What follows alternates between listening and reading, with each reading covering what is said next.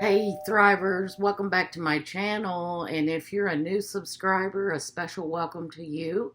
I appreciate all of you guys. Um, I'm Shelby. This is Thrive Lifecare, and this is where we strive to thrive, not just to survive. So I appreciate you being here. What I got for you today, y'all, is I want to talk to you about what kind of things that your mother does to you if she's a narcissist, especially a covert narcissist. So, your narcissistic mother is going to feel threatened and jealous of your accomplishments and your success. You know, this makes your mom feel inferior and insecure, like she's losing control over you. When you're a child, this type of behavior gives you an inferiority complex. It squashes your self-confidence, and it could make you into a really shy child. Second thing, that your mom will see you as competition. You know, you've heard of mothers that steal your boyfriends or your husband. That is going to be a big-time narcissist. Moms that are jealous of their children will also create sibling rivalry through triangulation and manipulation, because, you know, the narcissistic mother, she has to be the top dog. All right, she's the center of attention at all times. She's the sharpest tool in the shed, and she's the brightest crayon in the box, always. And if you start to shine a little brighter or you sharpen some skills, it is intimidating to her. So she doesn't like that. The second thing narcissistic mothers do to their daughters is they will treat them as servants. Now, that probably goes for a son as well, but I grew up with two sisters. Mother will have no compassion and no consideration for you or your feelings. You are there to serve her and to fulfill her needs. It's almost like she's a drill sergeant with a white glove. You know, does anyone remember the movie Mommy Dearest? There you go. There is you, a prime example of a narcissistic mother. Although I don't think she was a covert narcissist, because she was very outward with it. Almost like they want free labor. They're looking for free labor. They use their children for free labor. And what you do for them is never good enough. And that's what I mean about the white glove. You could go in and clean the kitchen, and she's going to come along with that white glove, and she's going to check the top of the refrigerator, and she'll say, well, you forgot to clean the top of the refrigerator. Doesn't matter how good of a job you did on the rest of the kitchen.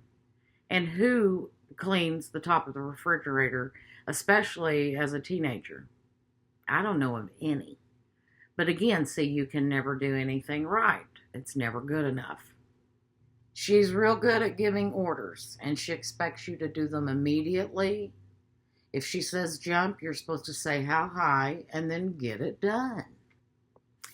The other thing that a covert narcissistic mother is going to do to their children is they're going to use fear, obligation, and guilt against them. They call that fog. F for fear, O for obligation, and G for guilt. It might be that she's trying to instill a fear of abandonment. It might be you're afraid of being neglected. Some people might be afraid that they're going to be starved or hit. Fear of being scapegoated. Fear of always getting the blame for everything that does go wrong in her life. It'll be your fault somehow. You know, so they're going to really try to control you with fear. The second one is obligation. You know, she'll say something like, you owe me. I'm your mother. I gave life to you. After all I've done for you, you owe me. You know, I am your mother. Then the other one is guilt. Well, you should be ashamed of yourself. I can't believe you did that. You really hurt my feelings. You're so ungrateful. You're not thankful for anything. And I'm so good to you, and you're so bad to me. You ought to be ashamed of yourself. You know, they're trying to make you feel guilty. The other thing that the mother says is, especially one that plays on the religious card. Well, God says you're supposed to honor your parents. You're supposed to honor me. You know, if I treated my mother like that, she would knock me into next week. So again, guilt tripping. The next one is they end up making you the manager of their life, okay? And you're responsible for their emotions even, okay? They confide way too much in their young children, putting them, in some unhealthy situations, and putting adult issues on them when they're nowhere ready for that type of an issue. It's like, mom needs a shoulder to cry on. She's looking for a best friend. And you don't find a best friend in your children, or you shouldn't, because number one is you're their parent, not their friend.